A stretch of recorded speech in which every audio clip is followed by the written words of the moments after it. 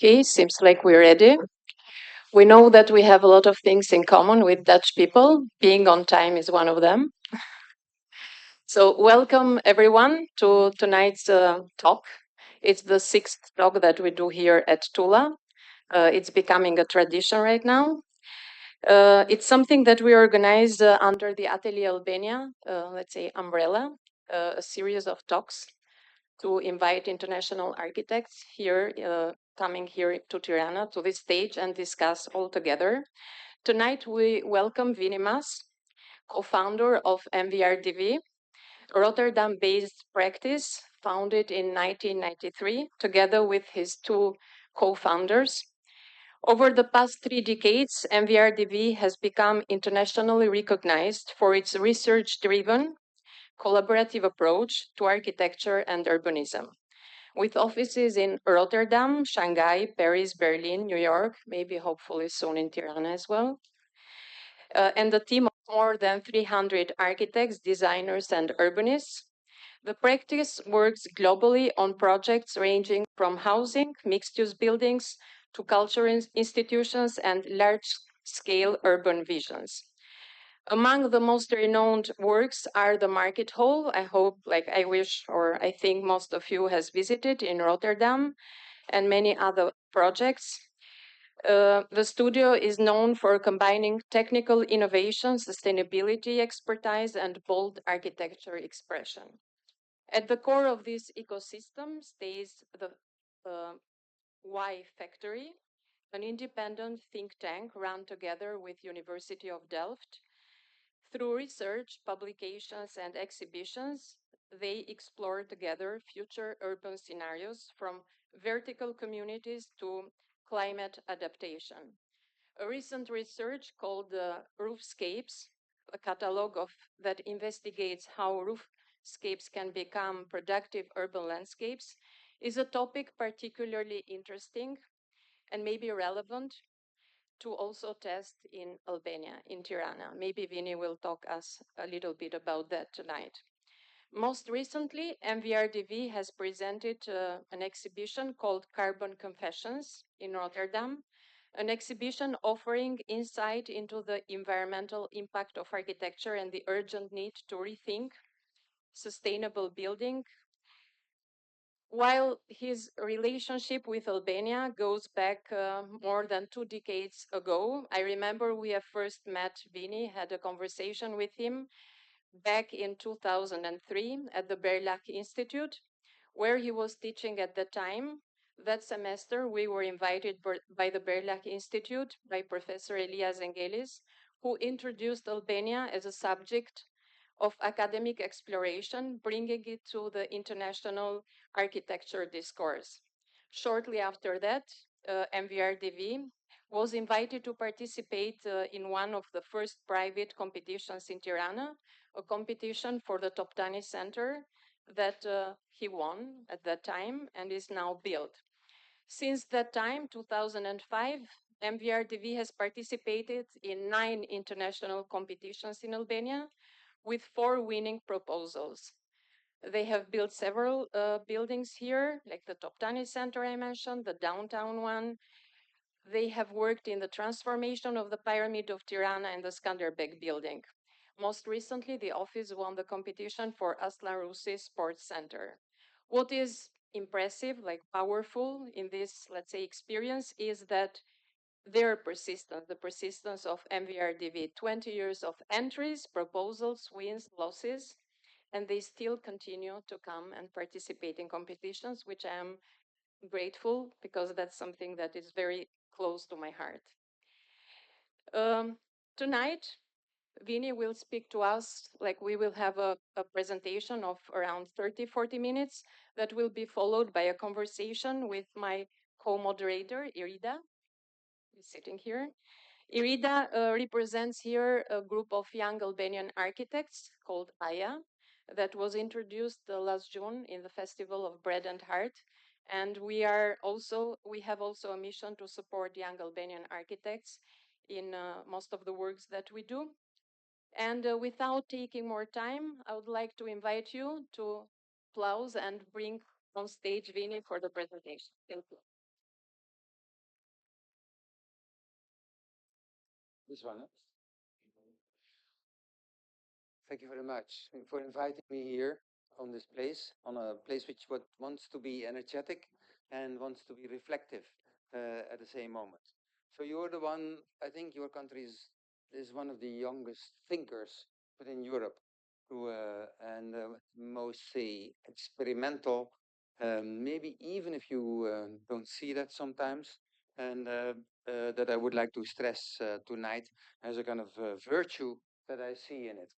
We call it rhythms of matter, this series. Rhythms that try to find out the motives behind architecture, to find out the time schedule that we need to make a building, to go beyond it, to make a next step in it. And I think my small Albania story is a kind of expression of time. It is, and that I want to share with you. I shared it with some of you in the last, say, festival, but I deepened it tonight. I made it sharper, and I extended it in order to to reflect on what we are doing here and why we are here, and why sometimes not we are here, and why this helps with all the nuances that we somehow have to engage with. Yes, I'm criticized a lot. I work here with you. Because there is bribery. There is, according to many people, there is washing, laundry, money washing, and especially the diaspora is like saying that to us endlessly. And but the shades are more gray of that and are more nuanced in these 20 years that I would like to share with you and that we can discuss also in it. How can we make that even more transparent? How can we and can you make that also more pamphletic? Is I think the core of today's discussion in this rhythms of matter that you would like to pursue. So it's about me and about Albania. It can be about Albania and me. I mean, it's of course, and what can I do? It's first to look back a little bit about Albania 1.0 that you were doing it. In the time of 1.0, you were the poorest country of Europe and has the lowest GDP per capita that we could see on this map. So whenever I show this in any planet, at that moment the GDP was the same as Zimbabwe. And so, okay, that's what is 20 years ago. So what is then next? Is this current state of this 2.0-ness, as you paint it together and you fight for and fought for like a direction and made it with all your energy possible. I mean, it was like this a little bit, somewhere in your countryside, in between goats and in the non-tarmacked roads, to to be after our dinner, to be here with investors that had no clue what investment was. And that was like thinking about like, oh, I have to pay something, I revenues, but no, it was no job. It was not a kind of profession that we could. And then Eddie tried to clean up the mess as a minister from, say, the dirt into some kind of water that you could drink maybe in the future, to paint houses into some kind of destination. So then he was asking me, if I look to these blocks, what could you add to that? So this is my first, say, building in Tirana in 2004, where I could say paint this and to give every building, every owner an address. Somehow this becomes symbolic because every operation and that all of you do, you have 20 owners, 30 owners, 40 owners that have to be grouped in order to direct. That is part of the discussion that was happening at that moment. What do you do if nothing is owned and you give space for ownership? Then I think you did somehow, as far as I'm an architect, I'm not a juridical person, but you did a smart job by inviting people to own in a way. It's so different than other countries, say like Czechia or like Romania, which came from that period and did a kind of struggle for doing that. With your intuition, this multi-ownership was now what most of us are facing to deal with and to be an agent of that transformation, which is, I think, is an interesting element to research in the future. And that's symbolized, I think, in that painting action that we did, that our building was doing it. Yes, we won a competition with this. The jury thought at that moment that Zaha was participating and that they wanted to give the end result to Zaha. So, okay, it was not Zaha, it was this kind of clumsy people from Rotterdam that were coming in. And then the contractor said, "We never can build it. No, no, no, no. This is impossible. I have no more concrete than D15. D15 in those days. You know what they can do? That's fat. There's this kind of concrete with bars going into it, and how to do that. No, no, no, no. I cannot make more than 2 meters of cantilever, was then the discussion. Okay, so we translated that a year later into this. So, and then it was done, doable. So you so from Zaha to 2 meters. This was from B80 to B15 is what this building was stressing. And how we could imagine then at the moment a shopping center, like a market hall where you can go in, where there's a crossing of people would be imagined, and where you stack simply shops and offices where you can walk over the places to the roof, and then it's there. The interior would be done completely by recycled car glass. So because there was no money for real glass at that moment, so there was this kind of shops out in the north part between the airport and the city where you could get all this second-hand car glass. So that was done as the project to get it in. 4 years later, I went back to Tirana. I saw this. Huh? They're building it. So, I mean, how does it work when you start? And I want to remember that because you come from somewhere and you in 20 years you have a fabulous energy to direct it. So, no MVRDV on this. It was I know maybe the architect is in it, and I don't blame him or her because it was all in it, and it's done in a way. A little bit different because now they closed up it's not like the design, but somehow vaguely it's us, what you can see here in this case. Is that bad or how to accept? Or I didn't go for lawyers at the moment. This is how it is. This is kind of what would say development is already quite good if you compare to what's before. So then Eddie took another direction. He will in his career, and that became also a next step in it. And we in a internal competition between this developer, who is now doing quite a lot of stuff in the south, is asking us for what we call the Albi. Albi is on that corner. This was still empty at that moment next to it, and wanted to have a tower of 100 meters. We shifted it so to turn it into Skanderbeg Square and say hello to your gravity point. We had to make a smaller plot because there were too many, say, constraints on the site, and tapered it to give more view, and nuanced it in one direction and in two directions is what it was. That was our, and then you have the plan country, you know, when you go to the airport, you see this kind of things that you can buy, is what basically is then established. Actually, wow, this is, can you make it here? No, to be honest. You see what happened then afterwards, like many calculations with engineers that um, there was an earthquake at that moment. So to how to bring that knowledge in. So with both people from outside, as a Ruby from inside, we try to set up a kind of rule system on earthquake management for high-rise buildings. They didn't exist at that moment here. So this was not so possible in a way. So what is next? So to get Albi 2.0, this is the plots, this is the building movement, how we generate the tubes, and then we push out, push in, and this map of the country as an advertisement that refers a little bit, I must say, to the iconography of country that emerges and that was there over a while, that discusses the fact that Europe is like many countries, and it wants to say that also that the diversity is actually cute. This is not about nationalism, but actually about like how Europe can be together. And that is then, say, erected on this site.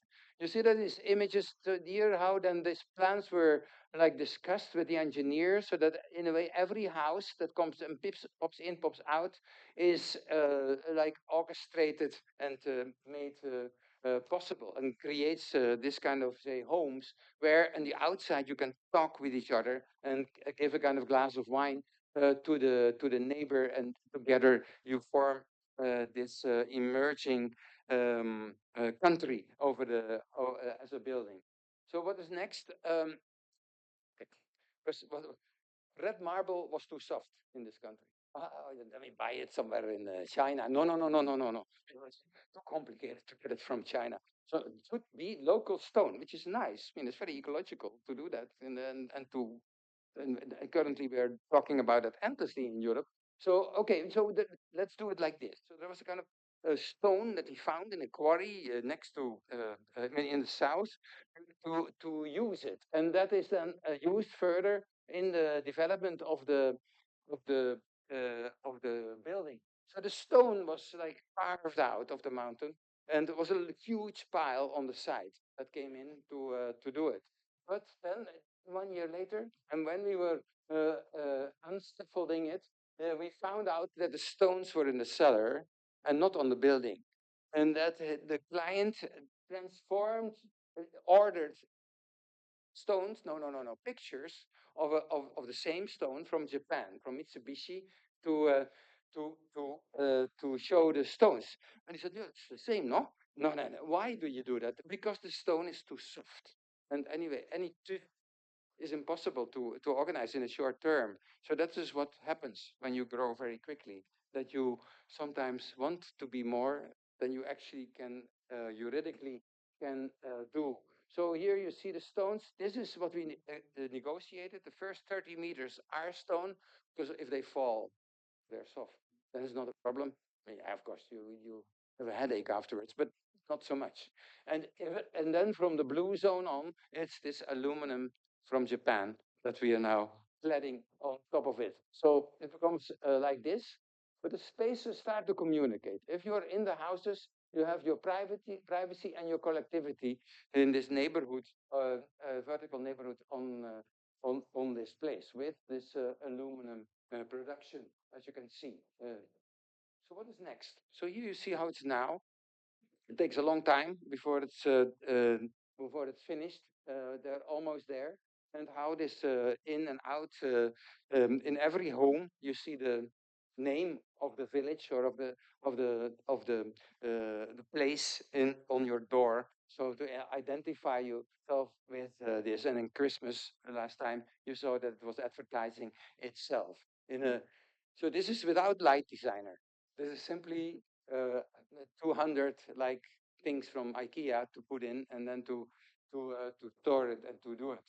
So it's so working as an architect needs some flexibility, needs also some relativation and some kind of irony even. So it's the opposite of Germany, I would say, what you do, where everything is serious, organized, strict in a way. But Germans never smile. Here I can smile even, or I learn to smile. So what is then next in this? And this is because it is, and this is, I have to warn you for shocking images now. That's how you have always to do. So here I walk, half a year ago, after a meeting I had with what is happening to my place? So you see buildings I didn't design. It was there like that. We were discussing that before. And I was enthusiastically seeing this. That things that were illegal were powerfully by your government were like turned down overnight. This could never happen in the Netherlands. And I do think that, of course, in an emerging country, you have make laws and you have to control them. And that goes in shocks. You don't have enough people to do that. And that is now this evening, it comes together here with this beautiful action of making a plaza that is there. Am I cynical? No. If you were, I think was a kind of action that was very strong. So then, like 8 hours later, at 8 o'clock in the morning, this was left of our, and turns it again into a plaza. So this is also part of the journey that I would like to express, and of the nuances of grayness that we are going through it. And it's so the pyramid, it needs also to be explained now, because how did that come together? I'm blamed that I worked on it in a way.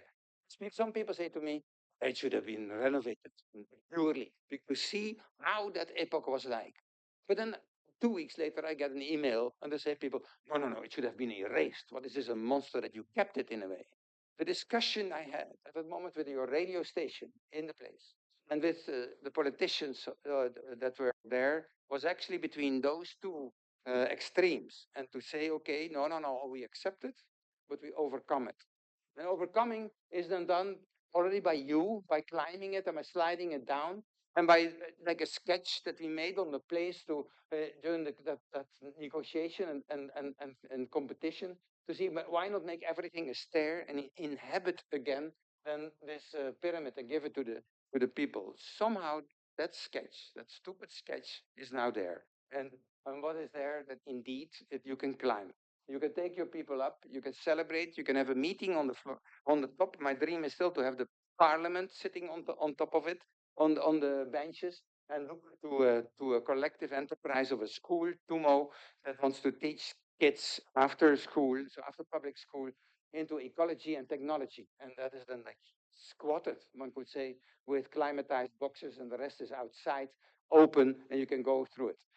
So that this squatting act was, with all the boxes, was an invitation also to people to rent a box.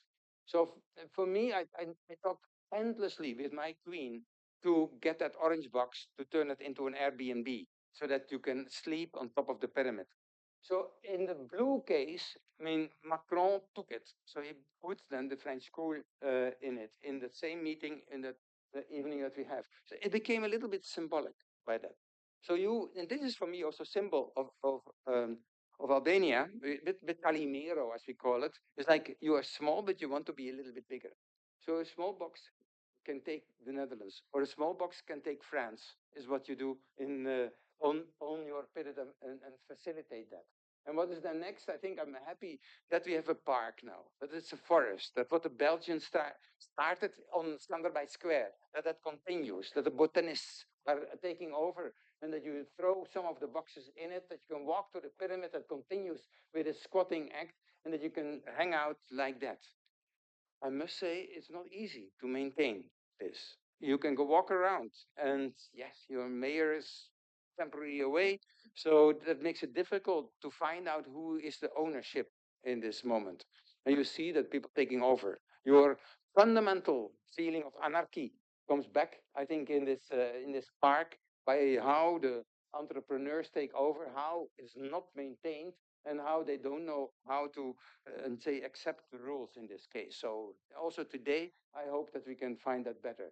So it became, it was not bad, no? It helped to get more people here. There were more Transavia flights than ever before in this country, so that helped a lot. So it leads to this kind of observations that can help to support you to get into the European Union. And can architects do that? If I say that, most of you say, no, you cannot work on that. Come on. This is like, you are architect, you are only about beauty, and that's it. But that's not the case. Honestly, I remember still that I was speaking in AIA in London. You see here one of the quotes that I gave to that: UK out, Albania in, was 2018. No? So what's then next? There are some became into Tirana. Eddie wanted to internationalize. I mean, today he's in Washington to talk to Trump about like what he should do. But it's like here you see the first gathering in the pyramid, transformed into a stage act, and the current, say, NATO director at the moment was like a jolly fool playing around. He always thought that I was a woman. He never. So where is this lady Winnie that he was saying that was revealed that evening in this place? So that's how a small country like the Netherlands can also be not professional. Is what is. So what's next? So Skander is an exercise, and that has been criticized, and some of you love it and others hate it. Seemingly it works. Let me try. So it's a kind of group of developers that wanted to make a small tower, not a real big tower, just 80 meters, and on this plot, and was next to this character that was like considered as one of your founders. So what? We do something on that corner of the Skanderbeg Square, and to say, okay, we have this tower. What kind of shape should we take? Balconies. That's a good idea. Balconies. That sells. Every balcony, you get extra budget for doing that. So we've tried to find push out. Not bad. What does it look like? So it's this animation. You see vintage. Huh? Now you can do it much better. How to make it of a character that bends its head towards you and helps you to relativate history. But somehow, um, yeah, you can say you cannot do this in the Netherlands because it's completely criticized. Why can you do it here? Does it make sense? Does it connect with a kind of history of figurative architecture in an abstract way? Does it then make like an element, skewed as it is, because my colleagues are much bigger around me, and somehow you forget that the neighbor is there with this character. So it is somehow working. And I think the balconies are great to live and to, I mean, like the Guardian afterwards said, who wants to live in the nose? But that's actually the project, the apartment that was sold the best. The price was double for the nose, and the ear is also quite okay.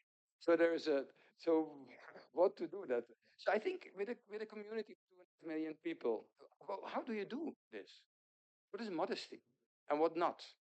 How you speak out and in which way? What kind of collection are you going to offer? Is what this is going to showing. And the pride in the Giro d'Italia, you were like, this was the main picture on the Repubblica and on the newspapers.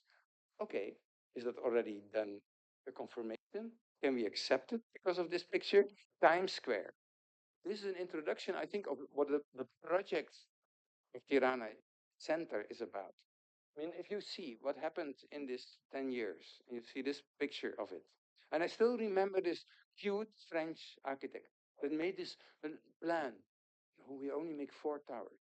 Like, like around the Grand Bibliothèque in 4 corner points. How did he not understand your culture?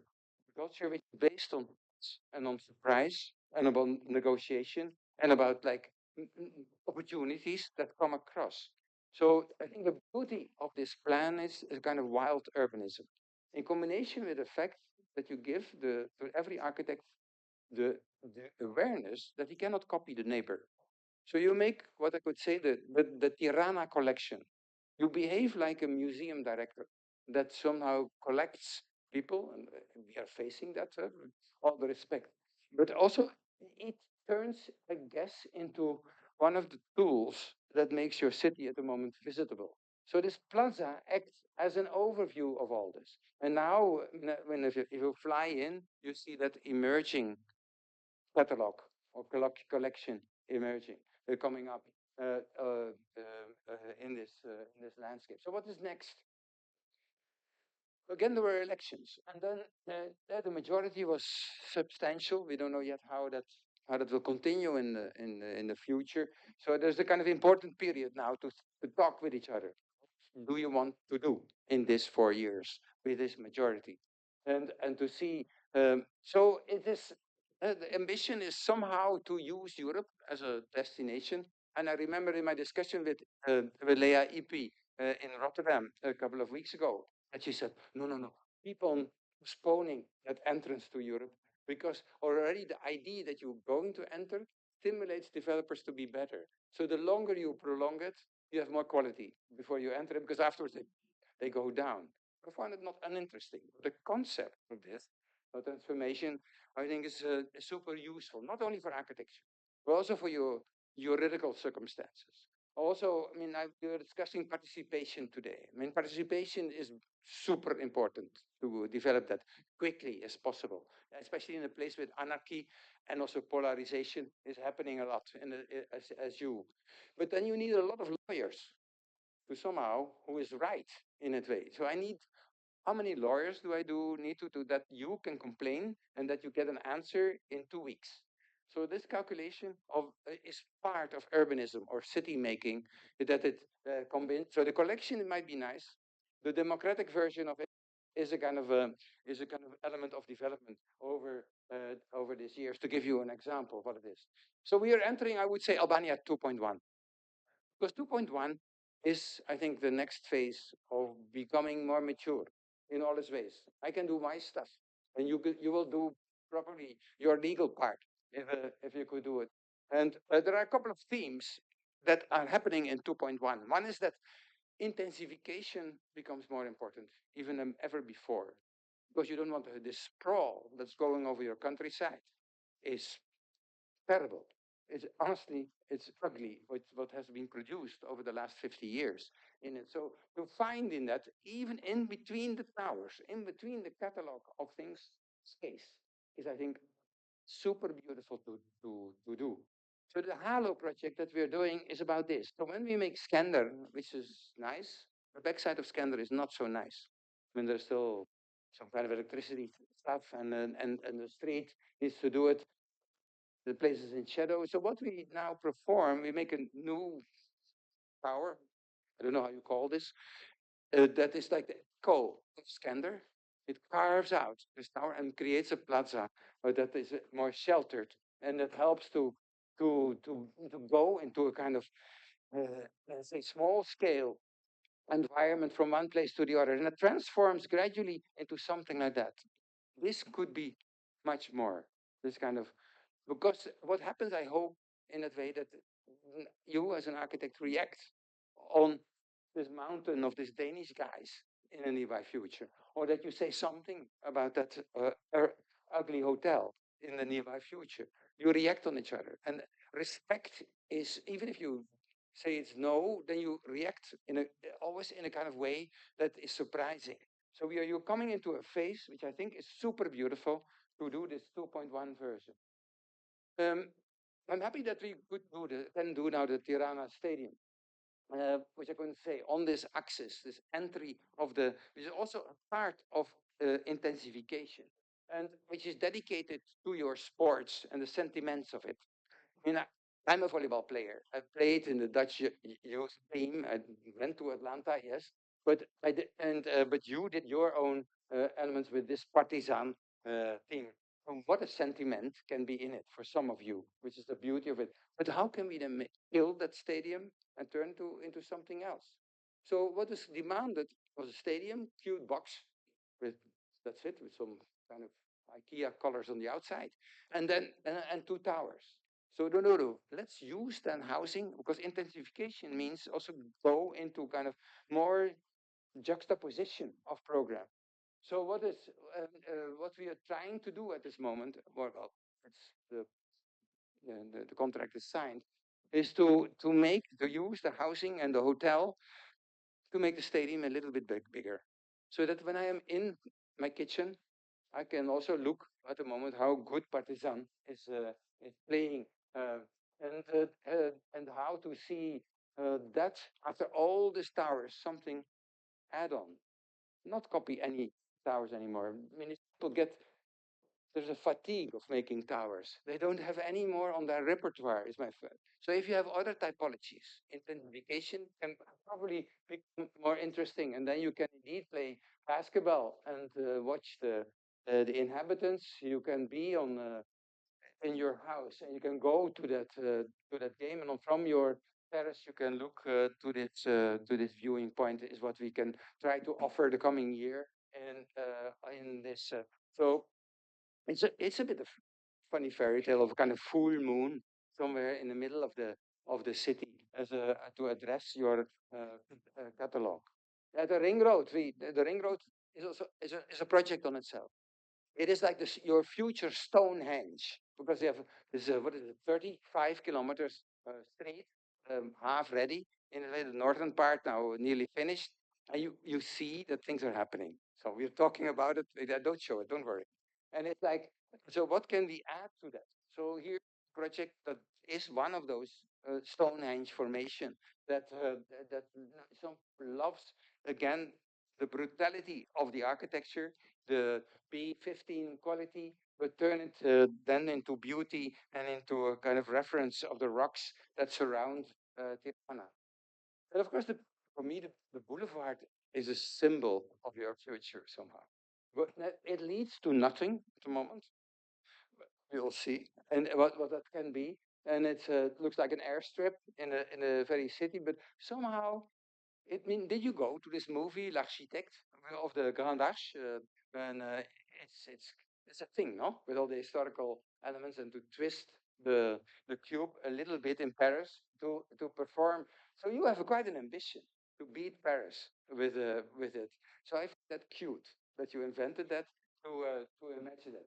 So it's nice that there are projects coming up along the axis. So here the attempt to make the new town hall, which we transformed into a kind of mountain of bureaucracy that forms a tribune to a plaza and a grotto to meet each other, to cover it with this pergola for shading, and to make these terraces as a waterfall from the top to the bottom that you could climb and then meet your bureaucracy in every spot. I still love it in a way how as simple and with a budget that could allow for it, you could make more than you are initially considering.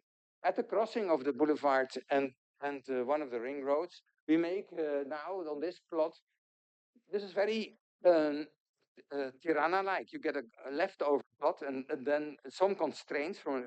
Yeah, we cannot do everything from the constraints. So how to deal with that?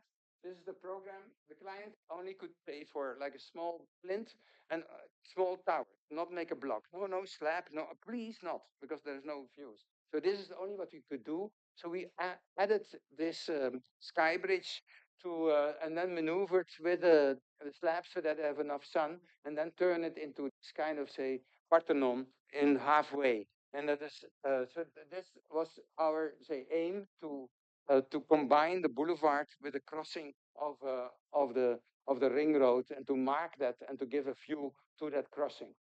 This was affordable.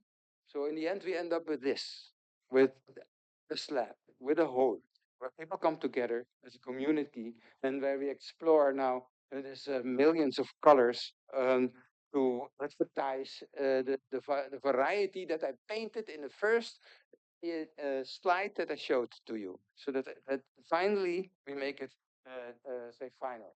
So what is next?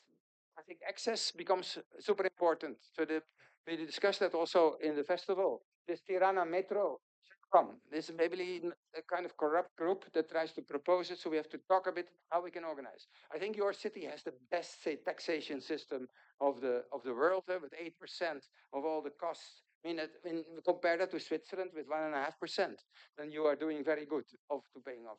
I would love to see the budget come of your taxation, your real estate taxations, to give that a place and to decide somehow by the leadership where to bring it to. So with the towers that you all make, I can pay off these two lines, is what this calculation that we did could serve. This is the reason, of course, that you want to improve. 2.1 is not only densification, but also making it livable and accessible. I think at the same moment, 2.1 means also that not only Tirana is the hero, the second tier cities will also appear in your country. The decision to make a kind of airport on a specific place, I keep it neutral, and is an interesting one to also give that a chance. What is the profile of Flora? I don't know. What is the profile of Tirana? There is no complete plan for that. Does it specialize in tourism or in making industry? I have no clue. So you internally compete, which is not handy to think about these two cities. So we make one tower at the moment. I love, and then as you can read it, Flora is like an advertisement basically to have this neighborhood stacked on top of each other and having this view. So what is next in that program of 2.1? Your pristine coast is under threat.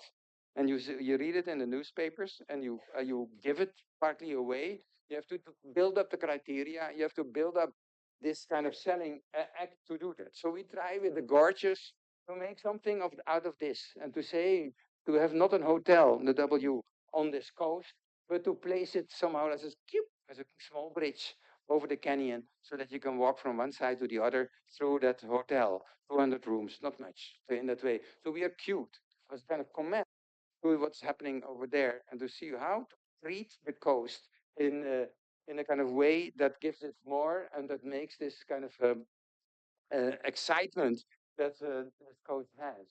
It's about the Alps also. I mean, this is we went with a group, European specialists on making national parks, on what could we do with your national parks. They're growing. You have 12 of them. They're quite nice, but they're also not that nice. I mean, hiking is a disaster to go through it. There's no clue where you have to go to, and your beauty is there. The resorts that pop are looking worse than the resorts in Spain. So you have to really consider what that could be. So it's simply like an act that would say create a buffer of like maybe 10 kilometers around it would help you to make that. So there is an act needed to make these parks into something bigger and to get on the longer term your treasures in order is what I can see. If I look to the listing of your natural parks on the world, then it is on number 33 is what you see is your position of the amount of national parks that you have in that. So here you can work on it to make that even bigger. The other thing I think is important is to think about your agriculture. Your agriculture is vulnerable and it's coming. There is more wine. You have not enough water. Produce the wine, and you have and the products are good, but can be more varied. So here for Valley in Armenia, where we use say more plantation to keep the evaporation around the canals very restricted, and that leads to I think a beautiful landscape um, of this valley in Armenia.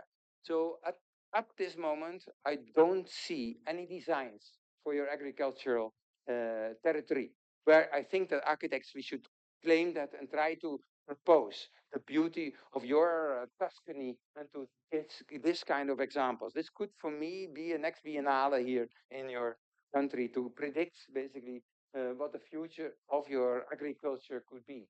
So what is more, the water challenge is sufficient to, so you have to work on your water industry, show it. This is what we do in Paris, to also use the facades of the buildings as a way of treating the water in a good way, so of cleaning as part of the cleaning process.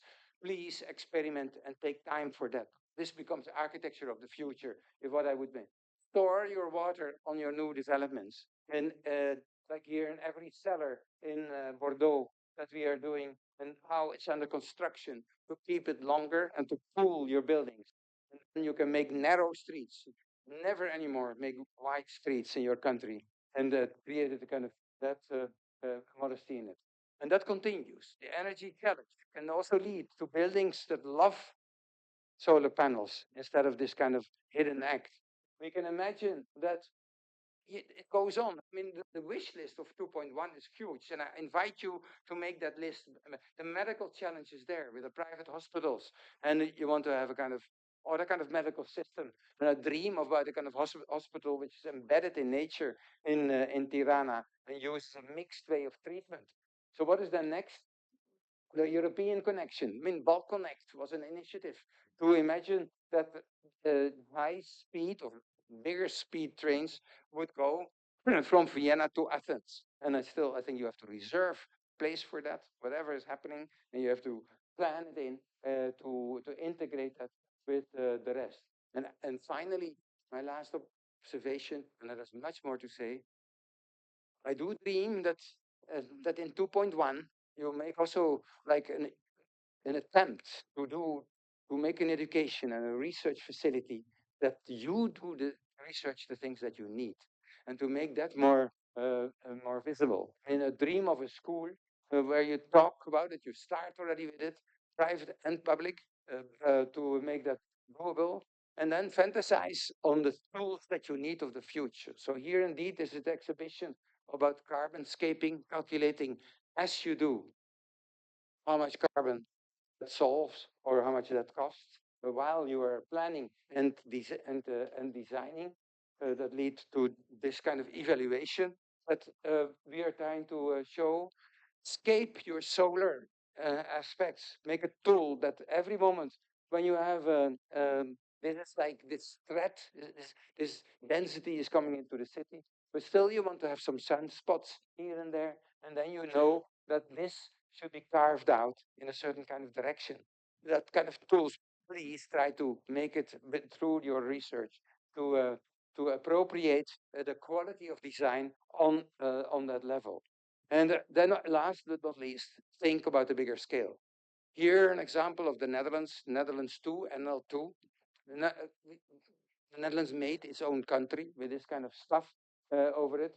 They thought always in projects from, these are the polders done in almost 100 years in the Middle Ages. This is the Delta works after the flooding.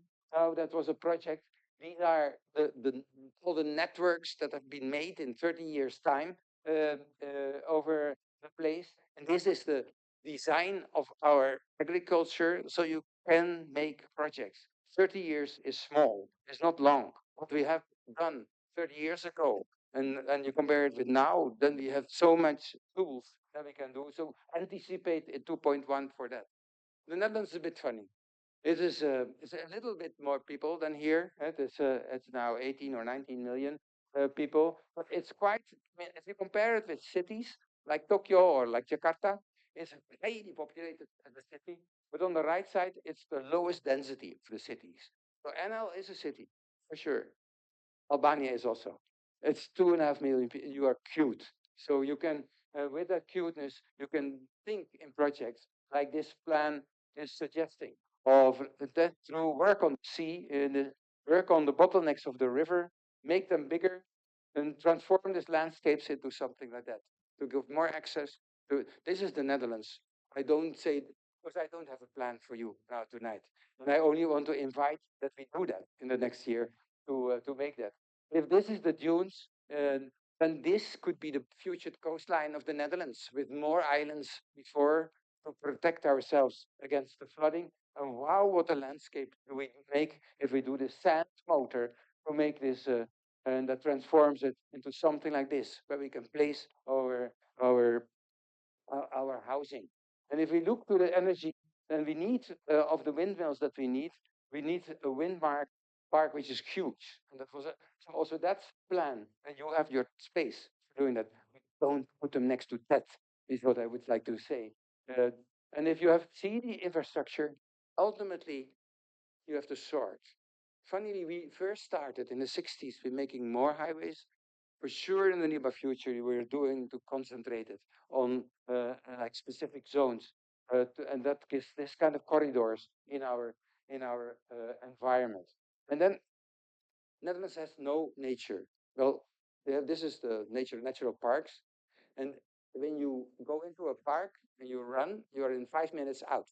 So that's so cute, is it so small? So the desire to make compensation of the CO2 leads to maybe also a design for the country or parts of the design to enlarge the national parks. Please try to visualize that for your country is what this is saying. Then you say maybe it's not happening.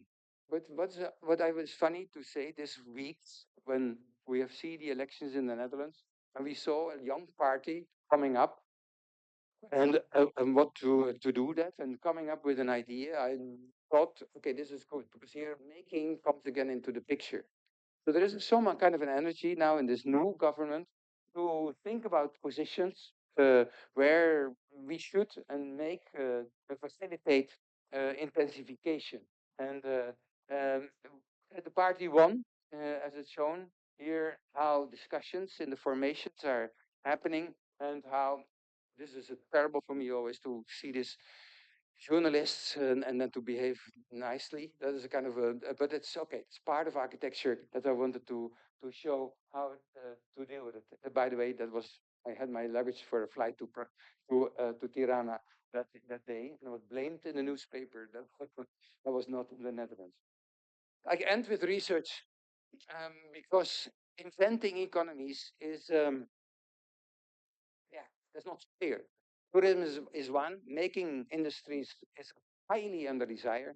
So this is what we do with Wim Wenders as a filmmaker, but for the drone industry in the eastern part of Europe. So in Ukraine and to so the drone industry, we need a lot.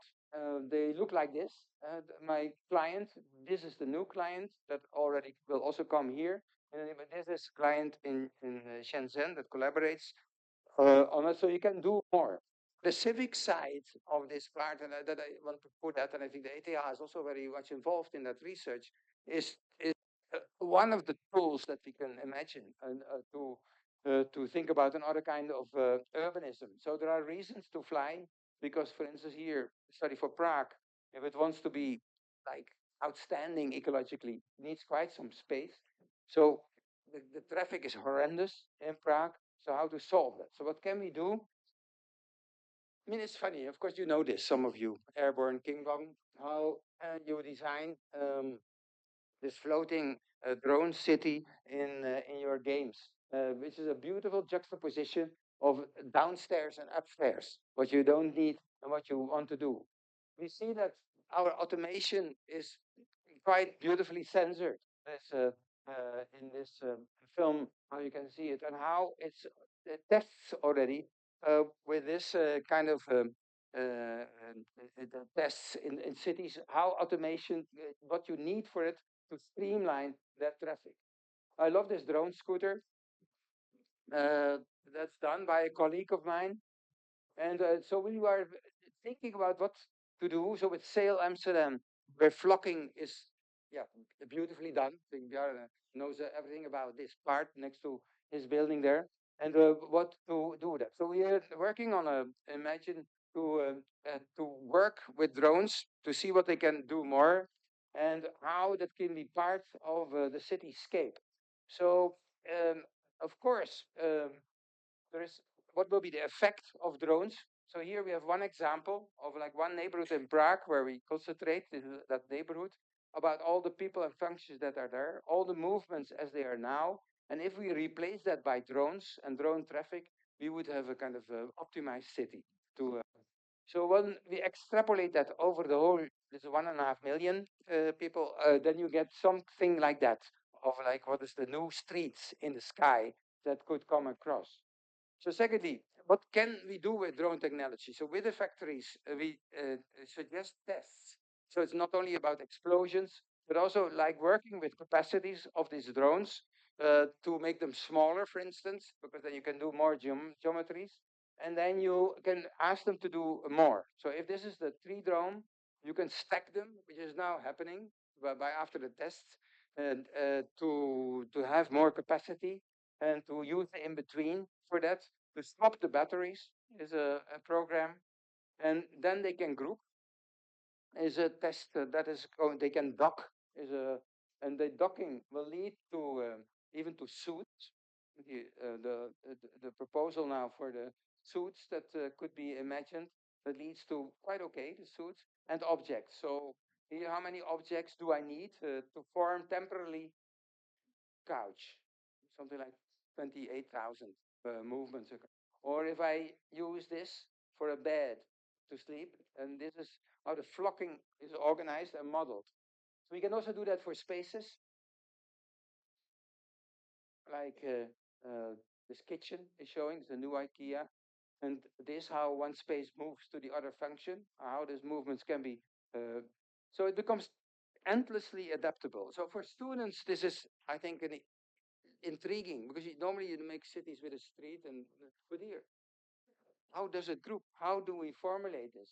I mean, this is the usage of a house because our houses are stupid. We use them only for 10%, and over time we need other kind of functions to do that. So that means that we could do it differently. So the film, this one was for the Olympic Games to show this week there on the exhibition to show that we can make ski jumps by it and that you have say beautiful temporal installations to make this skiing.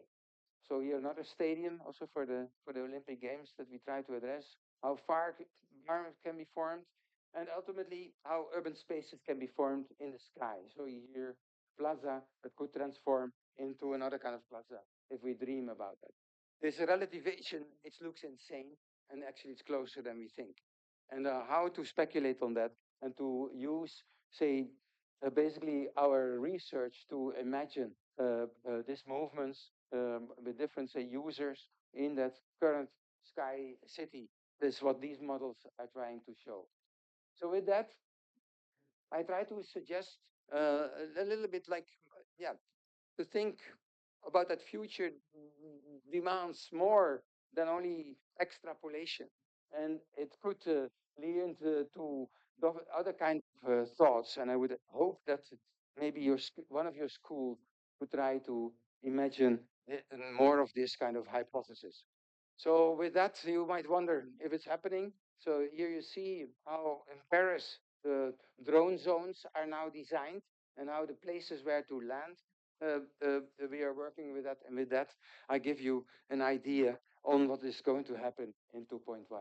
And prepare as an end then for 2.2, is what I would like to say in this coming 3 years. With that, I open the floor for your discussions. Thank you very much.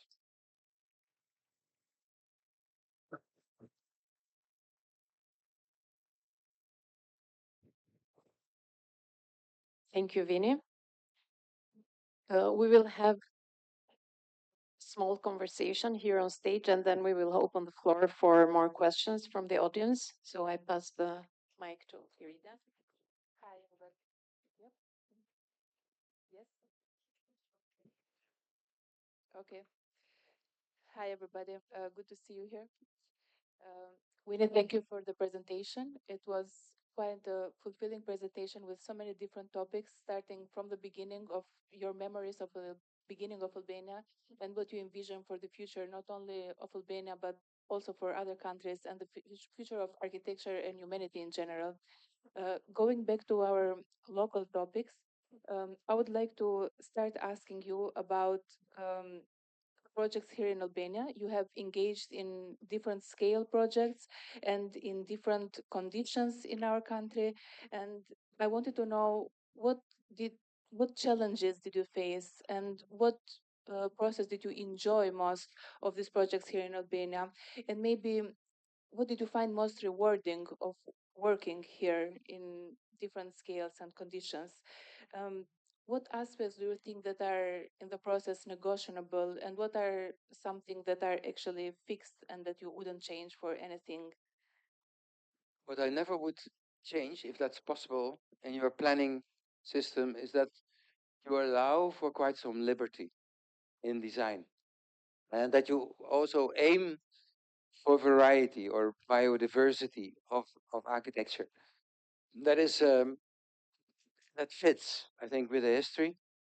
Even not everybody agrees to that, but it is an incredible tool to innovate and also to have place for variety, to invite to do that.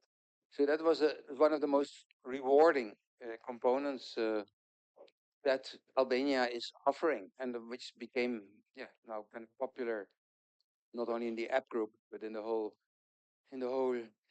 organization of engaged architects and architecture in it. Um, I think there are many challenges. I spoke about some of them, and they are hilarious. From the forbidden buildings to the earthquakes. We forgot it. So there is that's also part of the job, I would say, to and I think it's also nice because it makes architecture somehow. We gave it to in other countries we gave it to specialists, and now it's on your shoulders also to solve that and to bring it back. I think it makes architects or even my architecture a little bit more conscious. And so even if that's a challenge, you enlarge the consciousness of the operations. So it's good to communicate about that. And every project should show that, that it's not perfect, but quite perfect. And has scars because of that history. So between that, I mean, that's on one hand the challenge, on the other hand, say the thing that you should not change. You mentioned the Grand Ballroom, the competition that you won for the sports arena. which is one of the latest competitions that you have participated here in Albania. I was curious if you could tell us a little bit more about the process on how you approach the competitions. What sparks the initial concept of that, and how does that idea then develop into a proposal? Like when dealing with complex programs, but also with the local conditions. Well, what's new, I think, in the competition land here is that you ask also competitions with integrated teams, so financial and which has also sometimes advantages to do that. So in this case, is what I think one of the first to have an integrated team, so that also could build it and could also finance in a certain way. I think without that team, I never have could make this shit. So sometimes you think that financiers are like monsters that only say no. But in this case, the competition of it makes also that they say maybe because they have to win. So they do more effort to find out a finance of innovation. So we started this already very early in this case with that team. So it's a Dutch Albanian investment group. So it's also foreign investment is very recent in the country. So it's also an aspect of that emerging country. So now it's time for foreign investment, I would say, and you need that in step by step to get that positioned and integrated. So they because the financiers were like, okay, what shall we do? We make a small stadium and then two towers next to it. I said, no, we don't win. Everybody will do that. That's not a. And come on, you're in the stadium. So the first thing we put the towers on top of the box. So they say, oh, okay, calculate. Oh, okay, but it's now you have to sit in your balcony and you have to watch, no? And so I think in four steps, and then of course one of them was a basketball player. So when we came up, okay, if you extend tribunes and turn it into housing, then his eyes started to sparkle. And his eyes convinced the other investor to say yes, to do that. So this step method was super helpful to do that, to indicate also, yeah, I don't know how you do it, but is that, yeah, you have to convince each other and to take each other along. So the group was very coherent in the end. So the presentation, we went through everything and we were like, this is it, take it or leave it. And yeah, that is, I think, what we have to achieve in a competition. That take it or leave it feeling, because then you are convinced, and also you gave it enough reasons to make it work. And so that about that specific does it work every competition? No, some competitions you make mistakes, and others are better. I mean, I remember the beautiful stadium of this Belgium group in Durres. I mean, they were much better than us, and when they copied the uh, the the stadium in Brazil in a kind of Albanian way. It was hilarious. And so build it as quick as possible. So I think you were in it. So you have to acknowledge that and say immediately. That's also good. To train each other. I mean, I still remember working at OMA and it was sour. You know, when you competed to Zaha or to Frank Gehry, it was like this. You hated each other. No, hold on. It's good that you make many competitions, so you lose, I mean, 70% and you get 30%, which is, I think, that is how it should be. And you become, I think, nicer to your colleagues and have more respect on this. So the operation becomes more collective because of the amount of competitions that you have, and and um, and you see also it's a kind of school in school almost and um, and it's nice that you make an exhibition now where you show all the competitions, and you need I think, a theoretical. You have to evaluate that even stronger. I would advise to say, okay, what did you learn, and what is this process about, and what does it give you back, and how to not stop with it. And that's one. And don't become German, because the German competitions are terrible. There you don't get any money. It costs you 120,000 euro to to go through it. I never do it anymore because it's like waste. And then you have a jury which is only like the old people mumbling about order, and yeah, that's not the case. The juries are very important. Should be fresh, and they also you could see the jury also in the end in the different competitions what they who is winning and what kind of things are. It also helps for the collection. So some observations on your competition system. We have, since you're mentioning, like more than 20 years of competition culture right now in Albania. Yeah. And the exhibition that you mentioned is right now in the Pyramid of Tirana, in the yellow box in the underground. Yeah. And it shows all of these entries that have happened in these years with different buildings. Some of them were already built, some of them never finished, but still, this is like a whole school, as you say, about competing. And in these competitions in Albania, but also in other countries, sometimes you have been part of the competition team and sometimes you have been part of the jury. Maybe you can tell us a little bit more of which part you like more and how does your contribution from each of the side changes to the project. So, Well, I appreciate that colleagues are participating as a jury member. And I appreciate especially people which have a huge knowledge that they are participating in the jury. So it's my duty almost also to do the same. And it's not that I do 50-50. That is it's more like 25-75% of but yes, I think it's very good to do. It's an incredible tool also as a jury member to to distill direction. I appreciate especially the competitions where the jury has an influence on the brief. So you start already in the beginning, you give extra criteria, and in the process you give more memorandums sometimes to steer the direction, because it depends on the country. But some countries, architects are very afraid, especially like in Poland or in Czech Republic or in Slovakia. They only make clues. Huh? They have no clue to improvise. So they, and in Germany also. So that's not what you wish. So you have to specify more than a normal brief, which is composed out of square meters, to saying what you actually need and what you. So if you want something different, you have to also specify that. That is also helpful, not only to get it, but also that that all the people know it, what you want.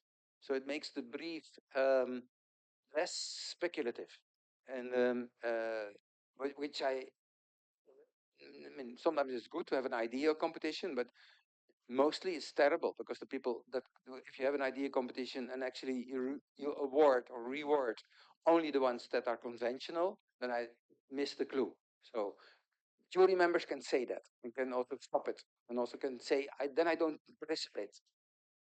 And clients normally are afraid if jury members walk away because that becomes a scandal, public scandal.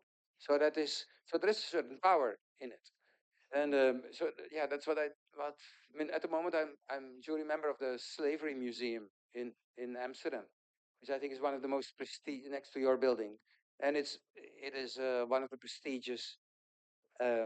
Why did I accept it? Why didn't I want to do it? I don't believe that museum should have a white 60-plus male architect working on it. Subject demands. So also in the brief we mention now that the relationship with, say, people that went through slavery should be very strong, which is implicitly saying, okay, architects should come from there. So that's what you can do you can, and I think personally, I think that kind of, and on that place, it deserves something weird, something like that's super free. And how to cultivate that freedom is what it's more about. It's not about guilt. Not about compensation. It's about celebrating that. And so to formulate that in the memorandums that we send out is yeah, that sharpens, I think, the ambition of the company. That can be sometimes stronger. I mean, I remember in Disa it was not so clear if I look back to one of your competitions. So that And that would be helpful. Even in faith part, it was not that clear, and would lead also to a kind of variety of incomparable proposals. So it is it's up to you in the end. But I think the system as such, wow. But yes, I will join next time. Um, I would like to talk a little bit about the research that you do, especially with the Y factory. I also appreciate the name of the institution, the Y factory, because it includes a question, like why and the question mark. And I think questioning is a really important part, both of architecture, but as curiosity, but also as responsibility. And now with the Y Factory, which is a think tank focused on imagining the future of the cities, maybe you can tell a little bit more about how it operates and how does the research on cities begins and then how is it implemented maybe into the visions or into practice? Well, one thing to start, and I hope that Albania is going to also do something like that, is that master education is a key for that. So it's not PhD because that takes 5 years to get a result.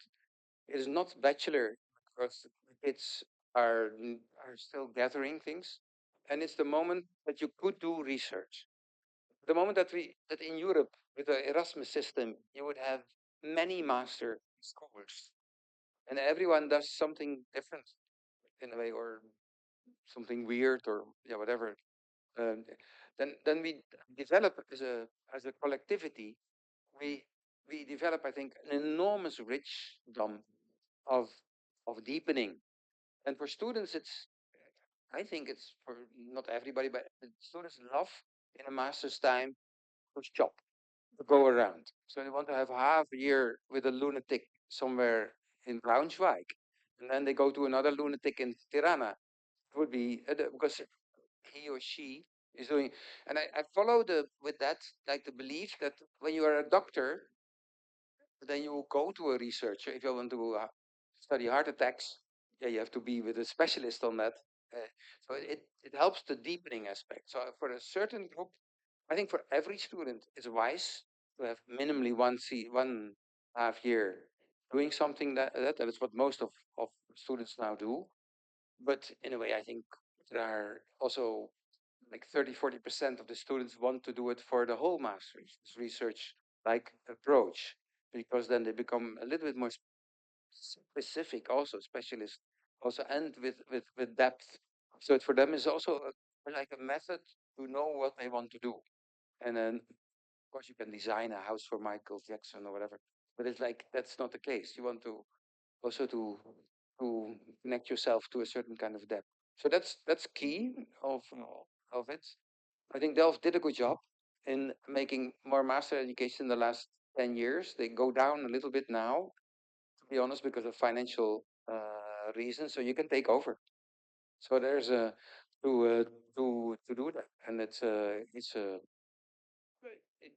I think in Delft it was always fantastic. All these masters to be that together, and it's very international. So that you have in a way, bigger amount of people that where you can choose from. So it's an automatic talent instrument to yeah to be created to create to do that. So I think it's a treasure which you don't have in the US or in Asia that Europe has with its Erasmus program. But we have to sharpen it. So we have to talk with the European Union a bit stronger on this. So that's one. So then last thing, I think I love specialists. I love a person that knows everything about wood or everything about fluid systems. And so it's also like for professors, interesting, where do you want to specialize in? I think for university it's good that if you have a professor that does X, I don't say that everybody should have to do it. I say it for 50% of the education will be good. But then you give him or her then also sufficient. I think in general you need less professors in the but more assistants to make more. There's a tendency, especially in the western part, to have too many professors, and they have no assistance, so they cannot do anything. They have to teach. So in order to research, you have to have another kind of balance of that. That's what we try to show also in the Y Factory. More assistance, one lunatic, and then you can operate that. And then the subject, last thing, what I said already, specialism is nice. Well, I only do about speculation of future cities. That was it. Still quite wide. I know you can blame me for that, but it's like it was that was my choice to follow, and therefore your hobby or your desire. And I would like to intervene here, since we have many friends, architects, internationals that also teach in universities, like Jean, Wilfried, and maybe Bjarne. Uh, I would like to invite you all to keep Albania as a field of study in one of your research studios. Because yeah, we have very interesting things your students could think about, but maybe you can also introduce them to a new country they have never thought about. We have some architects that are already doing that, but that is an open invitation for you as well, maybe to speculate on Albania together with the students on your next semesters. Well, anyway, I would advise that for you to have a kind of speculative studio to explore Albania's how that could be, and you have to do that with many teachers and many students that have their own ideas. Through that, I don't think that it's you don't get what you want by asking only if you people concentrate on Albania. Most of the professors are more general, and they also want to export to do that. But I could imagine, I would love to script with your students how to make porous stones in 3D printing. So that would be so that is also what you could facilitate. If you are the ones that give space for this kind of weird experimentation, that's be also beauty. So I would split it in two parts. One is the highly speculative um, scientific components, and the other hand is the highly speculative localness. Yeah, this actually connects directly to the next question that I was thinking about. If you have ever considered in giving some courses or lectures or workshops here in Tirana or in Albania, what is some kind of topic that you would like to explore more, which actually emphasizes how architecture is going globally for us to stay with the going of time, like in the other countries? What should we explore more in rather than our traditional architecture courses that we have here at university? I mean, I have to apologize that I didn't have any relationship with your universities. Once I gave a lecture maybe 15 years ago somewhere in Polis, very so outside of the city, which was very nice. So but I have many colleagues that are teaching, and that could be there. I also don't see the results, to be honest, of your universities very much. So um, I cannot judge at all what comes out of the schools, and showing it is super important. To I know there is money needed to make these books or this kind of ways of presenting or these websites to do it, and there are beautiful examples. If it's the ETA or is it the TU Delft to really make that more visible and to make it more present. I also don't see any yet, but I'm of course stupid. That's why I didn't look at it very carefully. But any of your professors that are yelling to the European Committee to say something. So also we have to go out. We have to say why certain researches are good to do that. So this just explains a little bit my non-relationship probably with your university, which is a bit of a pity. I mean, it's in 2.1, we have to organize that better. That is true, because then you have to beat, as I said last time, Harvard in in your education, and to show almost without I mean, brutally almost what you want to say and how you scream out. You have to enlarge it.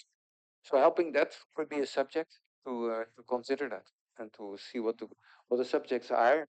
No, I don't know yet. The future of Albania is for sure a thing, but also an analysis of your juridical system in spatial terms would be great.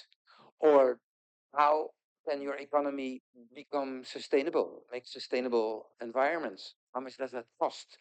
And you can put the questions, it has to be upfront because they help you to design your country and to make it. So I think the university has to help you for this agenda to, by the way, I know a very good economist, Dutch lady who was the director of the ABN AMRO Bank and is I think the best thinker in the economics of sustainability. So get her. Maybe you can bring her as your soul for the next festival. Yeah. Okay. You're smart. So I have to go with the last question now, even though I would have liked to continue more our conversation. But as a conclusion, maybe you see in the crowd, there are many young people, some students, some young architects. Do you have any advice to give them on being involved, how to be present, how to change the future? What is the role of the architect that they should look into, and what makes a change as an architect?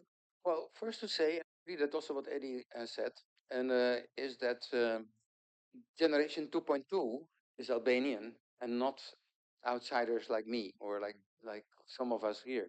So this is only a tool like the Japanese did in the 80s to team up and to get your generation to sharpen hopefully with that. And I think that will be great if there will be in the future the Albanian school of thinking that comes out of it. That is, and hope the young generation is sufficiently stimulated to do that. So that because that is. Can you say something? Are you a student or not? And what do you think about that? Too many foreigners? No, I think it's nice to have it on. What? And what does it help? Does it help in everything? Also the people, the economic growth that we have. So I think it's a good sign of Albania to go through history and accumulate with the country that has different culture. And when can you take over? Must take over. Yeah. Dance together, maybe. Why take over? Ah, that's fair. That's true. So no, it's also that at a certain moment you are better in the competition to me than I am. Well, I think in the near future, yes. That And you mentioned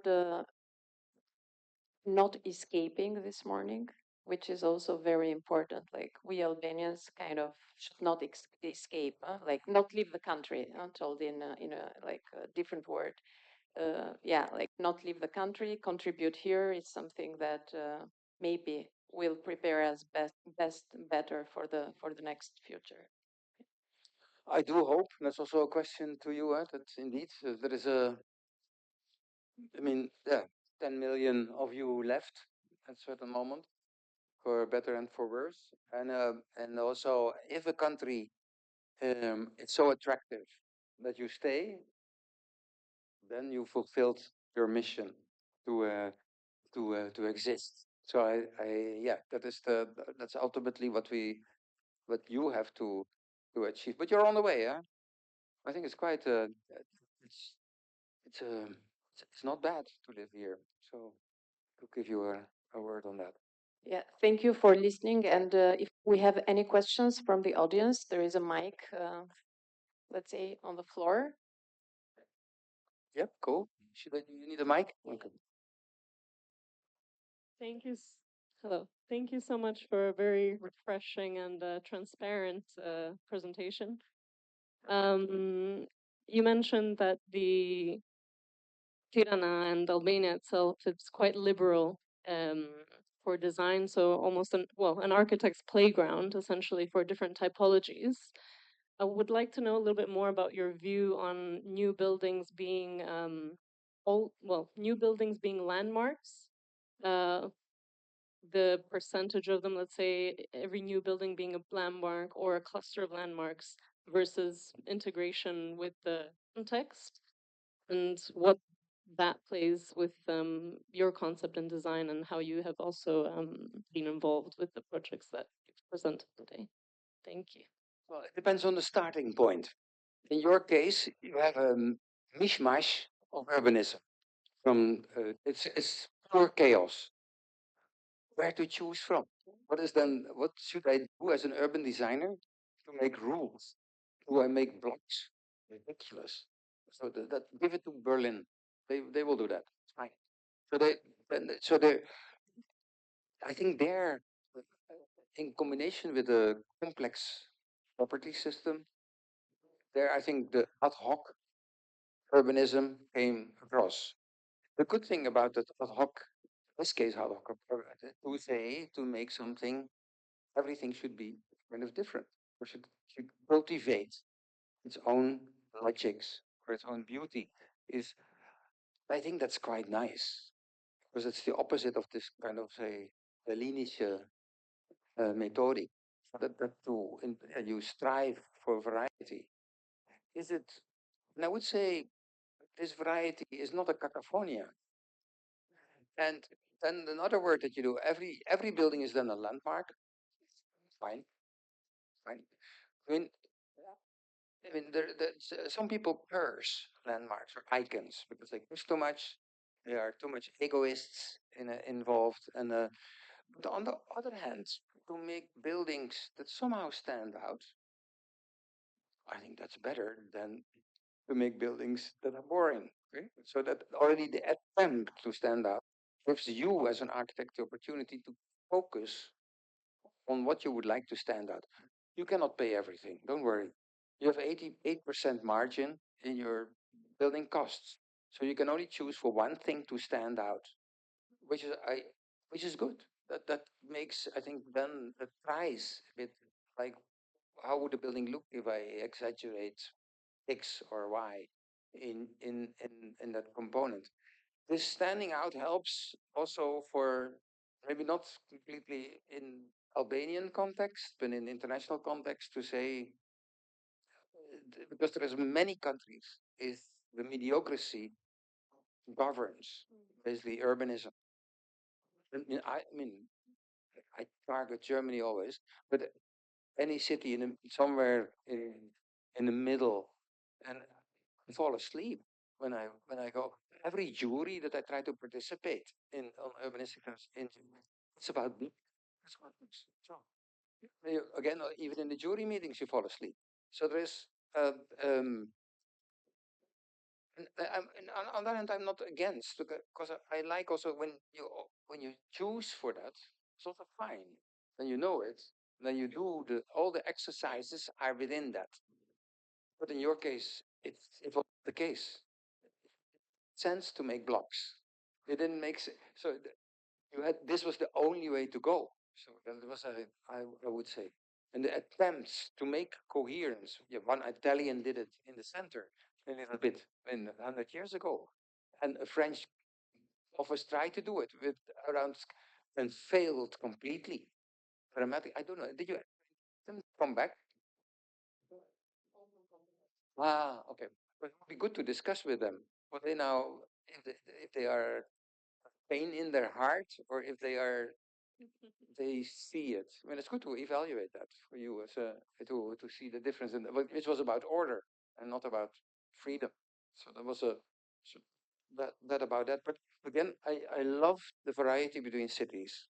So yes, I mean in Prague, I know you cannot do anything weird.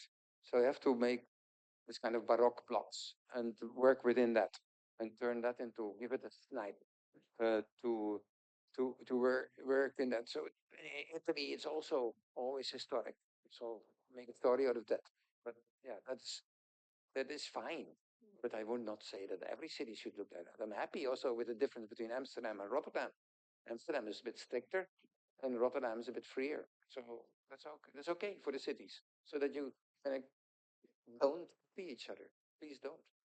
So it's again good to develop kind of strategies wherever you are in Europe or on the planet to say what kind of urbanism would you like, and that should be more explicit. That's what I also agree because urbanism is very hard because it takes 10 years to make one neighborhood, and before it's then the suggestion is understood, and it's but to have more authorship in urbanists, I would love it because then we can test different typologies of urbanism. At the moment, because of this kind of long durée, they all do the same. Everything is the blocks, some grass on the roof, trees aligned. Okay, that's it. Any more Thanks. questions? Yeah.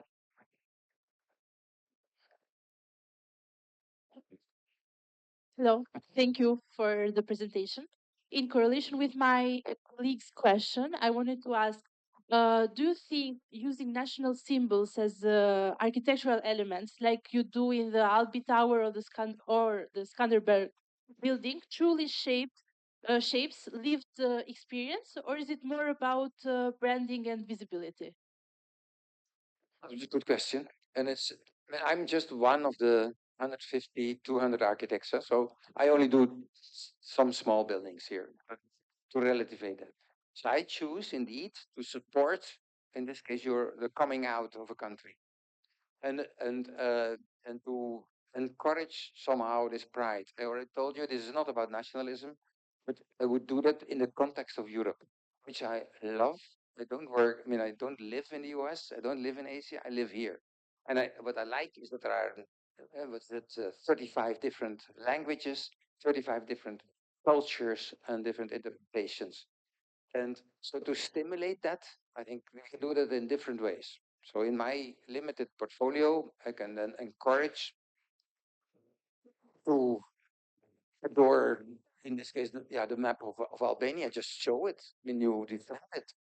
And this, so I think during one of the visits uh, of the other presidents of Europe, I remember one Macron said, "Oh, okay, oh, he understood it, no?" So then he asked me the question, should I make also such a building in Paris to have it? I said, no, no, no, no, you don't need it. It's here. That's another way of answering your question. Because in your history, with all the differences from in architecture that you have produced in between different cultures, also the communist part was quite brutal and rude, but had also a beauty. Somehow there's a rudity that I try to suggest even in the ballroom is also referring to that. It's not only defending maybe the Byzantine part of it, which could be also notated. So that give also a reason to use the figurative here and not in another place. I didn't get criticism much, which I should have expected, except from the Guardian. So I'm also curious, of course, how it's perceived. I mean, I only can. How do we organize that? How do we? I mean, the only thing what we do is the media, the social media, like around the Giro, how they used the Skandar Tower to do it, to see it, and but I do think that the buildings have a certain abstraction.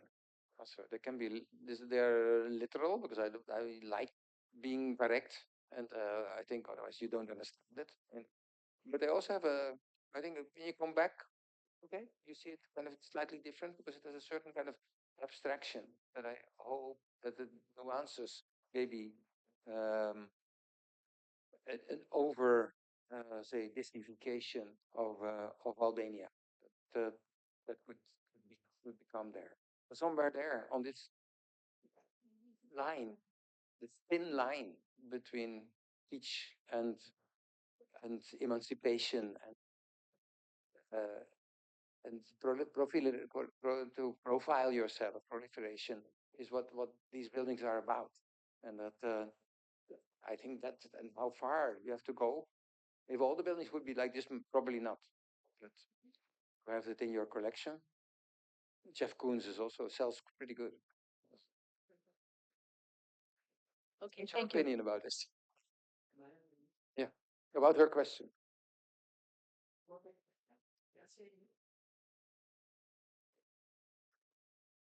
Let's say there's like how to say the elephant in the room, right? um, how do the different projects relate to Albania in different ways? And how I perceive it is that the project of the pyramid is I think, really masterwork, because it's a physical reaction to something that exists, and it's in the turns, a private monument becomes a public um, enterprise in the city. Everybody can go up. You don't need a ticket. You can go through it. It's the most public event. It's squatted, as you said. And still there is something of Albania, of the history. And then the question is, what happens with these high-rise buildings, that somehow it's the most nationalistic uh, relationship with Albania, right? It's the topography, it's Skanderbeg, it's the history is totally present, but it's also very abstract, as you said, or metaphorical. Yeah. And what I wonder myself, and it's not a question to you, but somehow to everybody, or to oneself, is if you work in a country that is emerging or changing, what can you keep? How can you keep what exists there? In which way? But it's a very interesting question. But I think also somehow to have the head of Skanderbeg and to have the topography of Albania, you cannot become more Albanian than that, right? And if you would be in Switzerland, you could make the head of Wilhelm Tell and the mountain sky of the Alps. But in the end, it is also the question: what is the physical essence of a country? What's the lifestyle? What's the culture? How can you transform that? And that is incredibly complex and difficult question. And maybe that is the question that is also behind the questions that were earlier raised. So let's say, to just still ask a question. For you, these different projects, they are all the same, or do you have some darling projects, or do you have some that how do you feel with having, let's say, this collection? Because now you have four totally different projects, right, that will shape this city. And it's not just a reaction towards other architects, but it's also a reaction towards yourself, how you see this, let's say, relationship in the family of MVRDV Albanian projects. Big question. And one answer is that I hope that our projects somehow are contextual, for better or for worse. That I don't dump the same building everywhere. But that doesn't interest me. So we don't also build in many places. I think we fall in love with certain places, and then we develop that better. The place where somehow it makes sense, and where you also build up a relationship, which is more than dropping a building, and it's interfering somehow, building up a dialogue. So there are a couple of them, of these places. I think Albania is one of them, where there is a chance to build up a longer conversation. So I'm happy that there is, from my point of view, that I was given the task. This was given the task to, for coincidence, to work on this, so to build up a mini collection within the collection. So that's it. Is there a darling in it? Well, it's like with children. Most you like your own children normally, so that's kind of, and you accept their differences and their histories also. So I don't. No. I love them. I mean, I am not scared of it. I love to walk around it, and I want to return. I'm not I don't feel ashamed, also, which sometimes could happen in each career. And no, I defend them also now with all the vulnerabilities that are surrounding it. And I think it's also nice because we know that we are working on more things to talk again next year. Okay, I would like to invite you again to have a talk with the 2-3 new ones that would come up. And I see a family. That's fair. I see a family of an approach which is different than other architects do, that you do, or that Jan is doing. Or that's hopefully okay. But they have some, not similarities, but the approach. That's what you actually also are saying, that there is a kind of there is a common denominator comes in it. That's fine. That I'm not against. For us as an audience, we like the ones that are more public, that have a certain level of publicness, and the pyramid is, the winner for us. Well, yeah, public is public. You cannot beat that part. So, and there are not so many public buildings in Tirana, so that's fair to tell that. On the other hand, I protest also to what you say, because if you say that only public buildings count, or the publicness of buildings count, then you miss 95% of the built environment to give that a position. So As a favorite child, Evan. so I find it a bit too quick of you to defend that. One last question.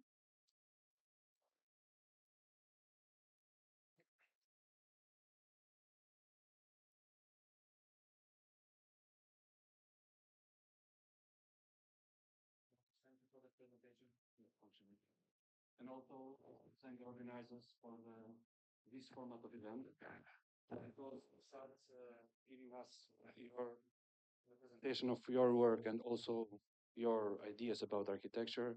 You can also, not only you, but also the other architects that are presenting their works here, international ones, they get an insight from the local architects, from young people, something that maybe is not totally completed with your contact with institutions, because you go out in the jury. The jury is mostly international, and also with institutions, mainly you have discussions about technical issues.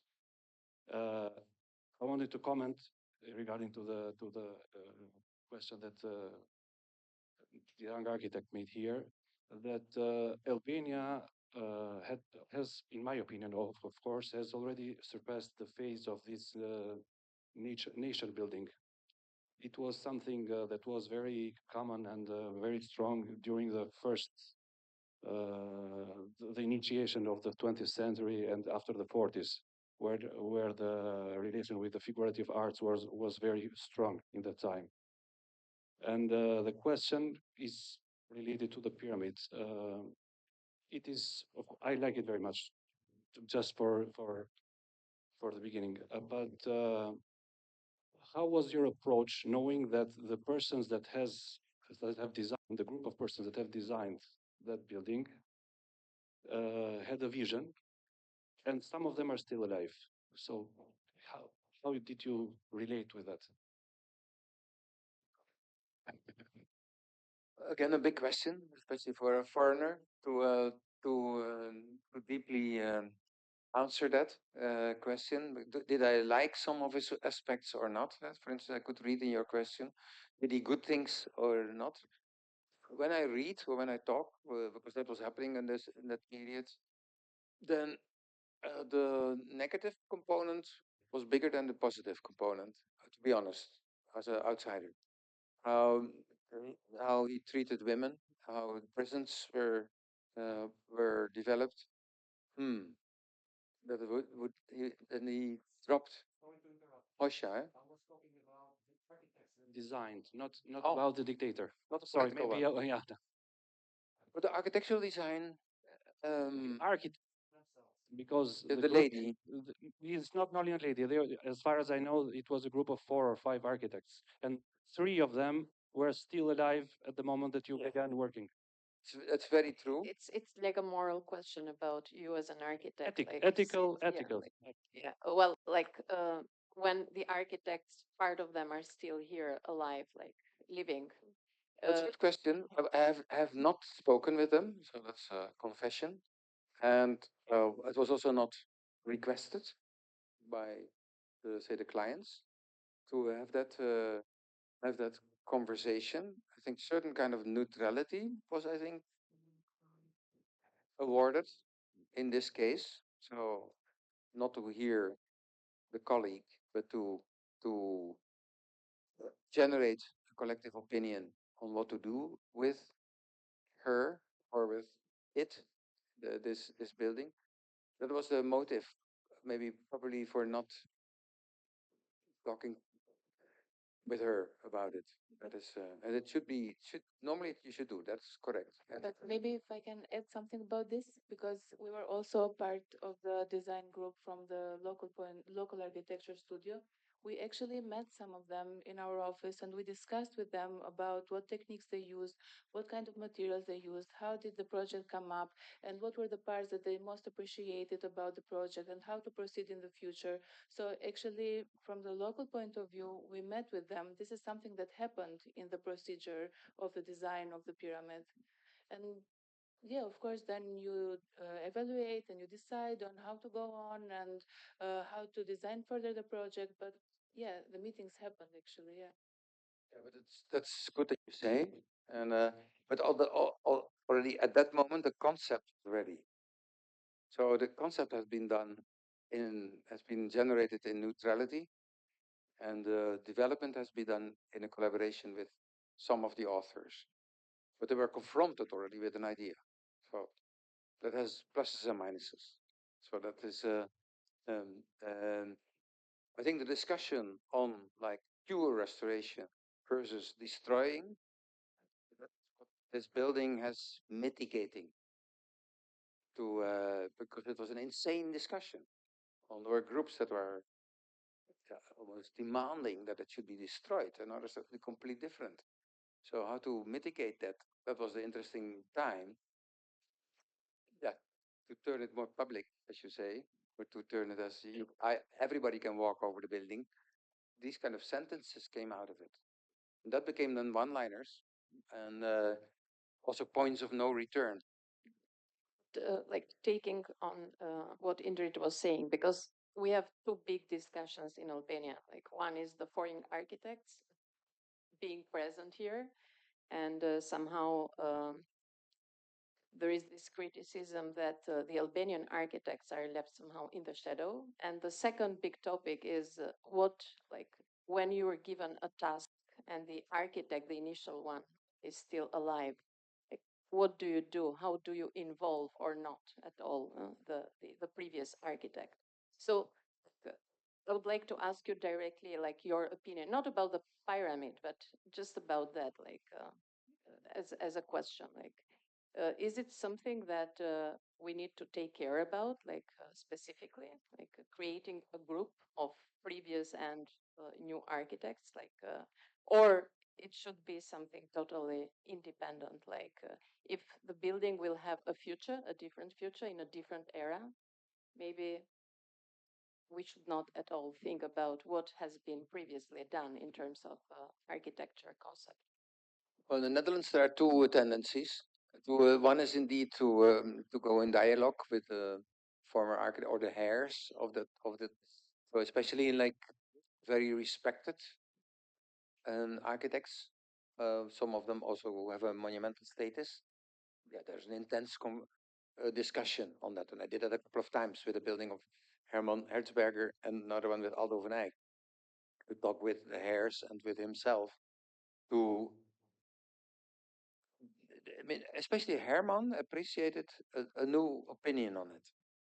So which I found very interesting because he was the one that says structure and the infill can be done by different, and he saw in us a way to get that done. And he was 90 years old when we discussed that. So that was an interesting dialogue, and which with his result, that Centraal Beheer, that's the building, this monument, has, now you will live in it. And now you have other functions than only the office building that it was. And yes, it has consequences. And yes, everything that you do in contrast is made out of wood. So it will be completely different language. So this kind of things have been discussed with him as a tool to make a new future of that building, which is, I think, a very interesting one.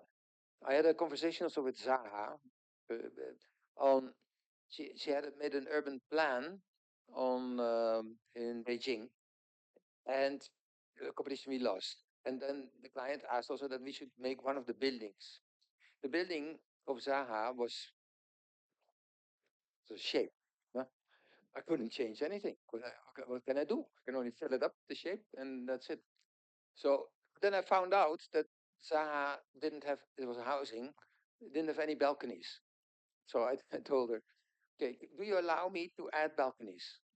So the building, now that it gets this kind of needles, long balconies, because if you make them small, you don't see it, but now they become like voodoo action of Zaha. So that, and she amused that, was amused by that.